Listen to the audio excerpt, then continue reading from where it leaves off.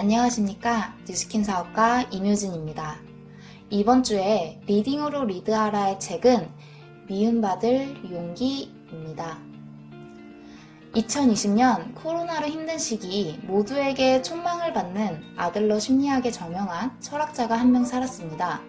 그 철학자는 세계는 아주 단순하며 뉴스키너라면 누구나 오늘이라도 당장 행복하게 성공할 수 있다고 주장했습니다. 납득이 가지 않는 소녀는 철학자를 찾아가 진위를 따져 묻기로 했습니다. 선생님, 제가 이선의 스폰서님 같은 멋지고 행복한 뉴스키너가 될 수 있다고 생각하십니까? 물론 저는 이선의 스폰서님처럼 되기를 간절히 바랍니다. 현 단계에서는 어렵지만 아들러 심리학을 제대로 이해한다면 가능하지. 근데 왜 이선의 사장처럼 되고 싶은 거지? 자네는 다른 사람으로 다시 태어나기를 바라고 있나? 아니면 혹시 자신을 사랑하지 않는다는 건가? 그럴 수도 있어요. 저는 타고난 기질이 부족합니다. 그러면 선생님은 어떠세요? 자신을 좋아하시나요? 적어도 다른 사람이 되고 싶지는 않아. 그냥 이런 나임을 용기 내어서 받아들이고 있지. 아들러는 중요한 것은 무엇이 주어졌느냐가 아니라 주어진 것을 어떻게 활용하느냐라고 말했는데, 이는 주어진 상황에만 보지 말고 주어진 것을 어떻게 활용할 것인가에 주목하라는 거야. 이미 태어날 때 성격이 이래서 인맥이 없는데 어떻게 합니까? 뉴스킨을 잘할 수 없습니다. 심지어 저는 불행하기까지 합니다. 그대의 감정은 이해해. 그러나 그 말을 인정할 수는 없어. 지금 자네가 불행한 것은 자네가 불행한 상태를 선택했기 때문일세. 세상 모든 사람들은 생활 양식에 따라 본인에게 득이 되는 것을 결국 선택하거든. 생활 양식이란 세계관이나 인생관까지, 즉 각자의 가치관을 포함하는 아들러 심리학에서는 굉장히 중요하다는데, 자네는 지금까지 스스로의 이득을 위해 인맥이 없는 삶을 선택해왔다는 거야.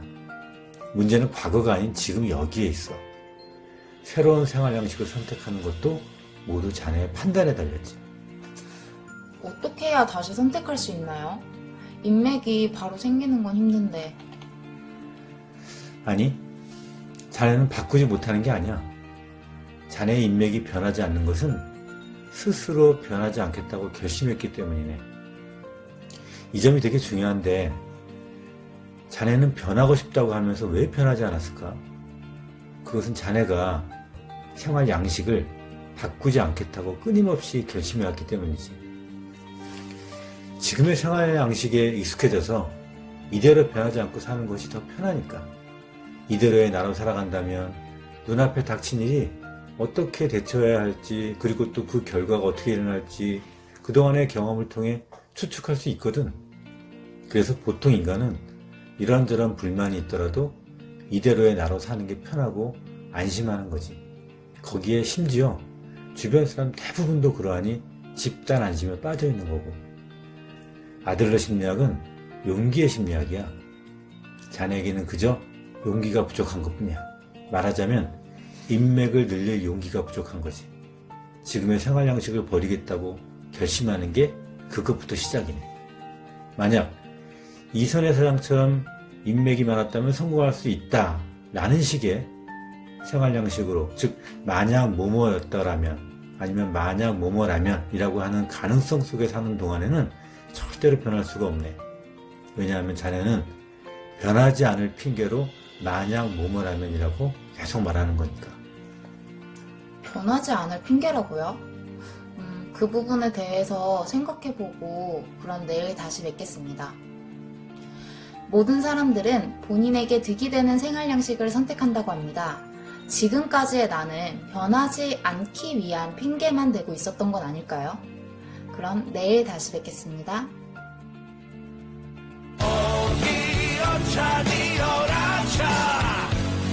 파도는 날 들고 내리고 즐거도 삼키네. 비바람 지나간 바닷가 해가 뜨는 거니까 노래 한 새 너를 잡고.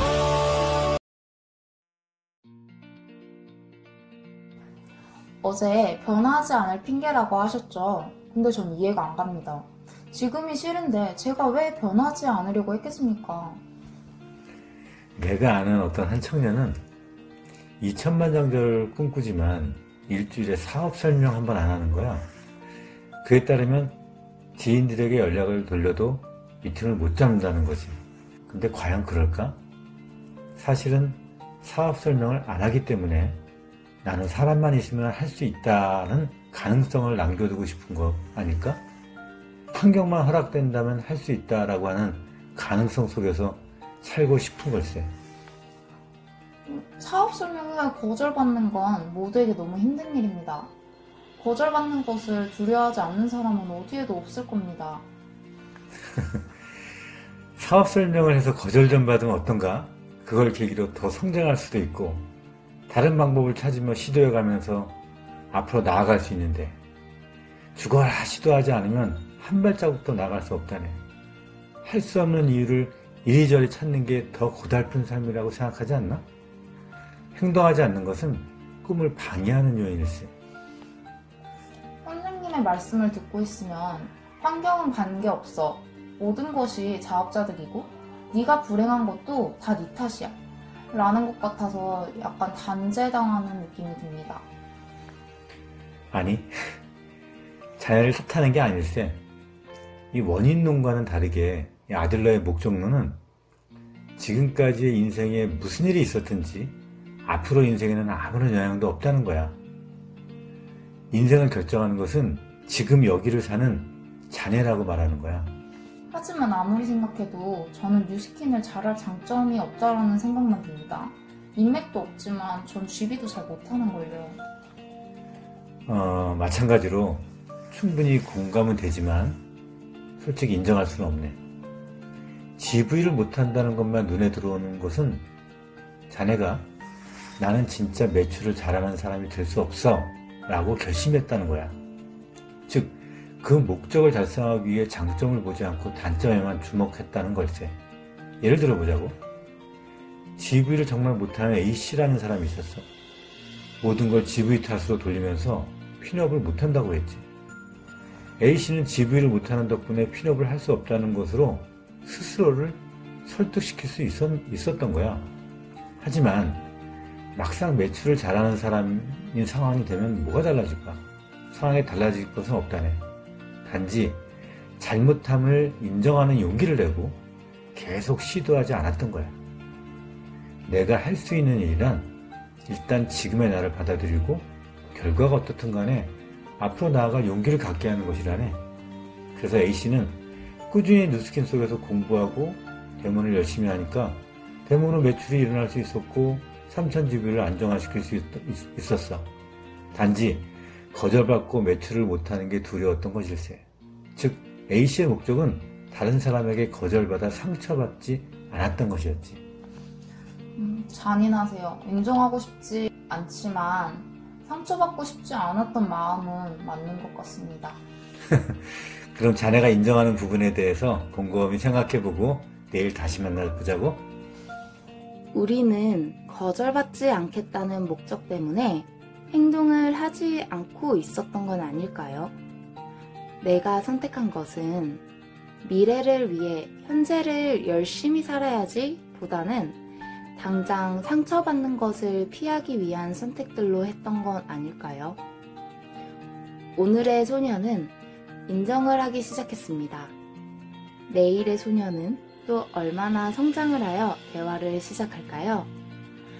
수정하지 않고 인정하며 성장하는 하루 되세요. 내일 뵙겠습니다.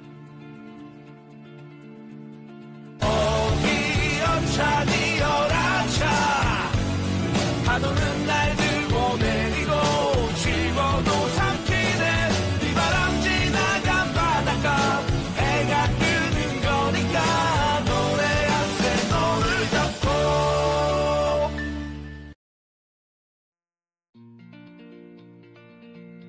선생님, 어제 거절을 두려워하는 저의 마음에 대해 곰곰이 생각해봤습니다. 그런데 지인이 나한테 물건 팔려고 하지 마, 이런 이야기를 듣게 되면 내가 너무 초라해 보이고 상처받는 건 당연한 거 아닌가요? 그렇지. 그건 열등감이라 그러는 거지. 근데 열등감이란 단어는 아들러 심리학의 핵심 키워드야. 건강한 열등감이 사실은 사랑과 인류를 발전시키는 원동력이지. 그 부분은 몰랐네요. 우리가 생각하는 열등감은 사람들이 콤플렉스와 혼용해서 사용하지. 하지만 다르다네.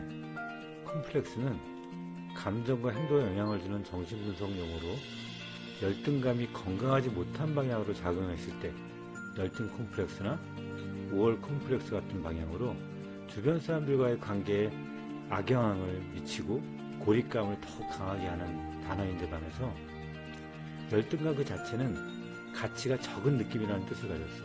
즉 자기 자신에 대한 가치 판단과 관련된 말이야.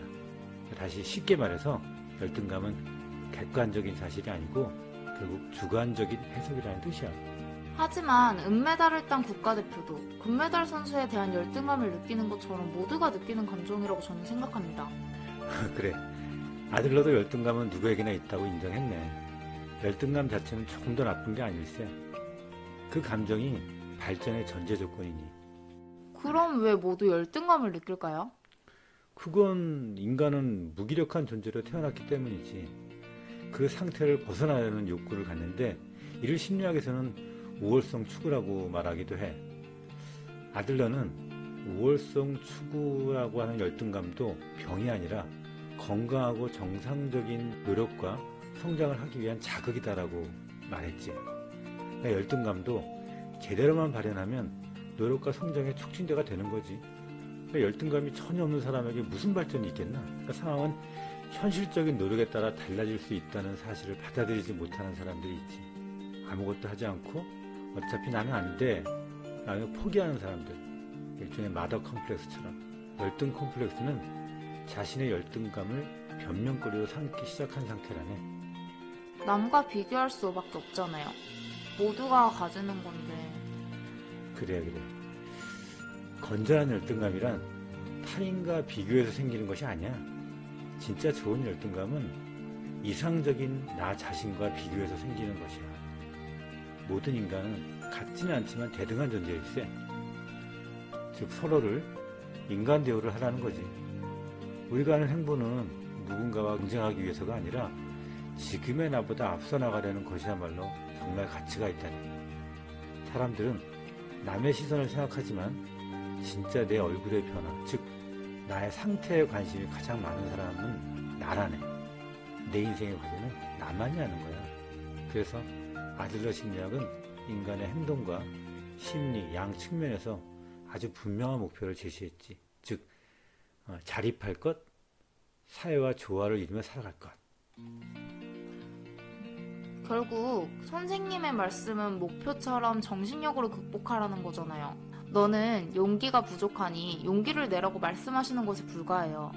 그런 태도는 조언을 한답시고 힘내라 하면서 어깨를 두드리는 윗사람의 행동과 다를 바가 없습니다. 그래, 그럴 수 있지. 그 아들러의 심리학에서는 격려, 칭찬 이런 거보다는 사실 용기를 주라고 얘기하네. 그래서 용기의 심리학이라고 얘기를 하지. 어찌됐건 자네는 구체적인 방법을 제시해달라는 거군. 그럼 내일은 자유에 관해 논의해보세. 구팸 여러분들은 열등감과 컴플렉스를 같은 단어로 사용하고 계시진 않으셨나요? 두 단어를 혼돈하지 않고 가치 판단을 주관적으로 나를 바라보며 건전한 열등감을 갖고 한 발씩 나아가야 한다고 하시네요.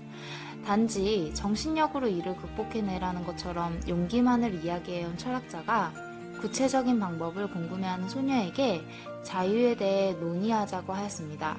내일은 어떤 이야기가 펼쳐질까요? 그럼 내일 다시 돌아오겠습니다. 어차니 열아차 파도는 날 들고 내리고 집어도 삼키네 비바람 지나간 바닷가 해가 뜨는 거니까 노래하세 너를 잡고.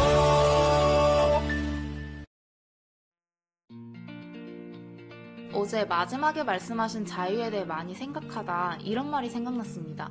화폐란 주조된 자유다. 그치. 확실히 화폐가 가져다주는 것의 정체를 극단적으로 말하자면 자유일지도 모르지. 하지만 자유란 곧 화폐다 라고는 말하지 않겠지? 당연하죠. 실제로 의식주는 전부 금전에 의해 거래되니 돈으로 자유를 얻을 수도 있겠지만 억만장자가 자유롭다? 이건 모르겠어요. 행복은 돈으로 살 수 없다고 생각합니다. 그럼 억만장자는 어디에서 자유스러움이 아님을 느낄까? 친한 친구라고 말할 사람이 한 명도 없거나 사랑하는 사람이 없다면 큰 불행이니까요. 즉, 인간관계에선 자유를 얻기에 정말 힘든 것 같습니다. 이 고민에서 가장 어려운 인간관계는 부모님의 존재라고 생각합니다. 부모님은 어릴 때부터 저를 위해 공부하라고 하셨어요. 하지만 동생과 저를 비교도 하시고 나쁜 친구는 사귀지 말라고도 하시고 대학은 좋은 곳에 가야 한다고 하시고 나를 위한 분이지만 되게 힘들었어요. 근데 이는 스폰서는 부모의 마음이 된다는 뉴스킨 사업에서도 마찬가지인 것 같습니다. 저는 그들을 위해 이야기하지만 파트너들은 그걸 힘들어하기도 하네요. 그럼 그런 조언을 자식 혹은 파트너가 이뤘을 때 어떤 생각이 들까? 부모님, 스폰서님, 사회에서 인정받을 수 있어서 너무 좋을 것 같아요. 그래? 인정이라. 그럼 아들러의 심리학에서는 타인에게 인정받을 필요가 없다고 말한다네. 우리는 타인에게 인정받음으로써 나는 가치가 있다는 것을 실감하지. 하지만 생각해보게. 사무실 청소를 매일 아침마다 하는데 아무도 못 알아준다면 자네는 어떨 것 같아? 하다가 그만둘 것 같아요. 사무실 청소는 모두를 위한 일인데 아무도 못 알아준다면... 인정 욕구의 위험함이 거기에 있네.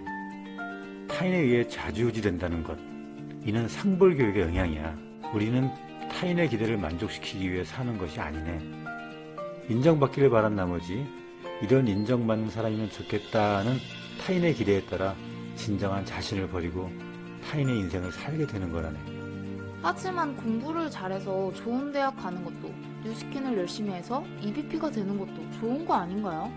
그렇지. 자, 볼까? 예를 들어서 학생이 공부를 한다라는 과제가 있을 때 아들러 심리학에서는 이것은 누구의 과제인가 라는 관점에서 생각한다네. 학생 아니면 부모? 즉, 관점에 따라 자신의 과제와 타인의 과제를 분리할 필요가 있네. 그렇다면 자네는 파트너가 EBP가 되어야 한다라는 것은 파트너의 과제인가? 자네의 과제인가? 핀업을 도와주는 건 스폰서로서 책무라고 생각합니다. EBP가 되어 성공하여 행복한 삶을 살 수 있게 도와줘야 하는 스폰서의 책무 말입니다. 과제의 부분은 쉬워. EBP가 되지 않을 때 그 결과는 누가 가지게 되나? 바로 파트너일세. 아니요. 힘들고 불행해질 사태가 일어나지 않도록 EBP가 되어야 한다고 타일을 책임이 있습니다. 그렇지. 파트너를 위해서야 라고 말하지만 이는 명백히 자네를 위한 말일세. 부모님들이 너를 위해서야 라고 하면서 아이에게 공부를 요구하지 똑같은 거거든. 그 기만을 알아차렸기에 파트너들은 자네에게 반발하는 것이에요. 그럼 파트너 보고 그것은 너의 과제니 알아서 해 라고 방치를 하나요? 여기에는 주의가 필요하네. 아들러 심리학은 방임주의를 권하는 게 아니야. 방임이란 파트너가 무엇을 하는지도 모르고 알려고도 하지 않을 태도라네. 그게 아니라 파트너가 어떤 상태인지 알고 있고 EBP가 되는 것에 대해 이야기해주고 EBP가 되고 싶을 때 언제든지 자네가 도울 준비가 되어 있다는 의사를 전달하는 것이에요. EBP가 되었는가 안 되었는가가 파트너가 어떤 결심을 했는가, 생활 양식을 바꿨는가, 이는 파트너 본인의 과제고 스폰서가 개입할 수는 없네. 물론 옆에서 열심히 돕지만 개입은 하지는 않아. 아들러 심리학에서는 본인의 의향을 무시하고 변하는 것을 강요해봤자 나중에 반발심만 커질 뿐이라고 하지. 자신을 바꿀 수 있는 사람은 자신밖에 없다네. 내가 기준이 되는 것이 자유를 얻게 되는 거지. 이 부분은 제가 진짜 곰곰이 생각해 봐야겠어요. 그럼 내일 제가 다시 찾아뵙겠습니다. 오늘 정말 감사합니다.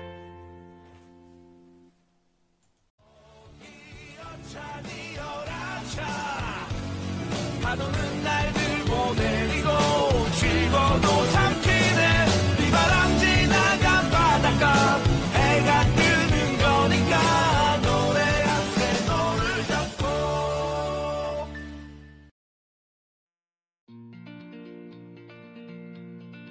안녕하십니까? 뉴스킨 사업가 임효진입니다. 이번 주 미움받을 용기 잘 들으셨나요? 오늘은 대화 속에서 많은 생각의 성장을 이뤄낸 소녀와 넓은 견해를 가진 철학자가 최종 정리를 해드린다네요. 그럼 먼저 철학자의 총 정리를 들어볼까요? 마음이 답답하거나 화가 나는 것이나 속상할 때 이런 마음들은 다 내가 탁월하다는 증거지요. 또 그런 증상은 우리를 보다 나은 상태로 나아가도록 하는 시그널이기도 합니다. 잠깐만 이런 건 아니야. 다시 좀 잘 생각해봐 라고 주의를 끄는 거죠. 이럴 때 마음의 귀를 기울이고 고민하면 더 좋게 나아가는 성장을 경험하게 됩니다. 중요한 것은 이런 시그널들을 관찰하면서 나는 무엇을 중요하게 여기는지, 어떤 존재인지, 나는 이런 걸 원하고 있구나, 이런 나의 가치관, 이런 것이구나 라고 하는 것을 알아차리는 것입니다. 그렇게 해서 나의 의견을 가지고 바르게 판단하여야지 막무가내 또는 동일시 등 자기 방어로 왜곡된 행동을 하지 않게 되거든요. 만남이 있을 때마다 반갑고 좋은 마음만 나누고 싶은데 때론 마음이 편치 않아지는 일들이 많죠. 그럴 때 내가 원하는 것이 무엇인지 알아차려보세요. 미움받을 용기라는 의미를 썼지만 용기는 나를 관찰하고 알아차리면서 시작됩니다. 그렇게 우리는 누스킨이라고 하는 도구로 진정 원하는 것을 알아차리고 조금씩 이루면서 살아보는 거죠. 내가 원하는 것, 나의 이상이 선명해지고 그리고 매 순간 역동적인 프리마케팅이 되실 것입니다. 그러면 매번 행복해지실 겁니다. 철학자는 훌륭한 사람들이 나를 알아차리고 나아가는 용기가 너무 중요하다고 하네요. 뉴스킨을 도구로 매번 역동적인 마케팅을 하면 행복해질 것이라고 알려주었습니다. 그렇다면 소녀는 어떻게 받아들였을까요? 저는 원래 내가 알던 나라는 존재를 왜곡하는 것 같아 처음엔 너무 불편한 마음이 컸습니다. 하지만 진짜 내 모습을 들여다볼 수 있는 대화가 시작되면서 하루하루 지나갈수록 정말 내가 나를 속여온 게 아닌가? 라는 고민을 하게 되었네요. 그 고민, 즉 나를 알아차리는 한 발을 내디드니 뉴스킨이라는 도구를 정말 잘 활용하고 싶다는 마음이 들었습니다. 지금까지 내가 한 힘든 이유는 모두 나의 투정이었을 뿐 진짜 힘들었던 부분을 회피하려고 했었구나 라는 것을 깨달았습니다. 뉴스킨을 못할 이유는 없다. 내가 거절받기 싫었던 것이다. 정말 받아들이고 싶진 않았지만 인정하게 되었습니다. 또한 파트너들이 BR이 되고 EVP가 되어가는 과정이 정말 그들이 원하는 것이었을까? 아니면 내가 원하는 것이었을까? 이를 고민하면서 내가 원하는 꿈이었다는 것을 인지하고 파트너들의 꿈을 다시 존중해주기 시작하였습니다. 그들의 진정한 꿈을 알고 제대로 안내해주는 것이 스폰서의 일이라는 것을 알게 해준 아들러의 심리학, 그리고 나를 변화시키려는 용기를 얻게 해준 이번 주 대화 시간에 너무 감사합니다. 저는 항상 진짜 목표를 찾으려 노력하고 이상적인 나에게 한 걸음 다가갈 수 있는 용기를 내겠습니다. 이렇게 소녀와 철학자의 총정리를 들어봤습니다. 이번 주에 들은 아들러의 용기 심리학을 바탕으로 굿팸 사장님들 행복한 부스트 프리마케팅 화이팅 하세요. 어디 어차피